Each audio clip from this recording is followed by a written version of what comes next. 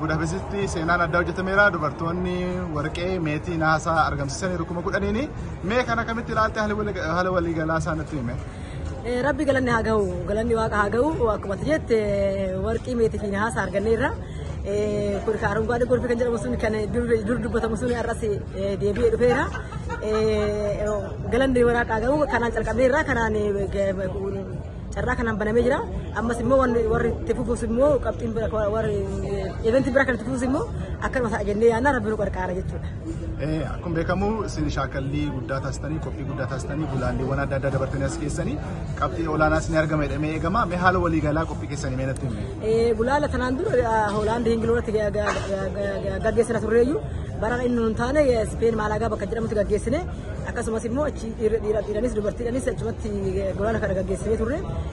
Ijoollee qabxii gaarii fidanii qabxii gaariidhaan minimaa isaanii darbanii akkasumas immoo qophii keenyas immoo torban jaha hoofu akka gara hoteela seenanii qophaa'u goone egaa waaqa wajjin qophaa'anii qabxii kana fidanii jiru. Kanaafis immoo rabbi nu gargaaru.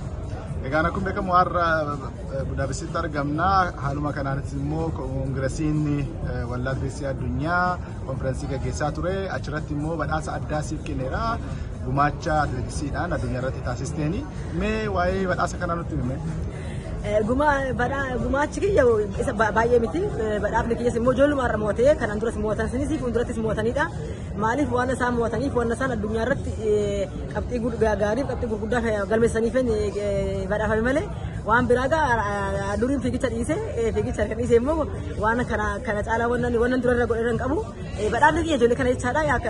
Carraa kanaan warra fiigunis warra leenjistotanis maatii ispoortotaanis maqaa uummata keenyattiinis uummata Itoophiyaatiin galateeffachuun barbaada jechuudha.